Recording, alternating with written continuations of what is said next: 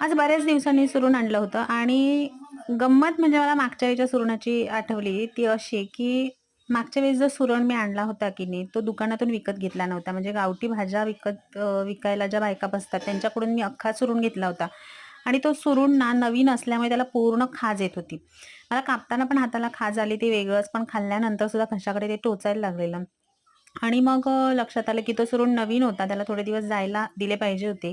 पण मी तो लगेचच केल्यामुळे तर सगळ्यांनाच त्याचा त्रास झाला होता. आता जो सुरून आणला आहे की नाही, तो दुकानातून घेतलेला आहे. त्याच्यामध्ये त्याची तुकडे घेतले होते. त्याच्यामुळे त्याला खाज वगैरे काही निघाली नाही. आणि अतिशय चांगला ह्याची जी रेसिपी आहे ही सुरणाची कापं, ती खूप आमच्याकडे सगळ्यांनाच जवळ आवडते. त्याच्यामुळे हा पदार्थ तर आमच्याकडे रेग्युलर असतो म्हटलं तरी काही हरकत नाही. ह्याची आणखीन एक भाजी बनवतात.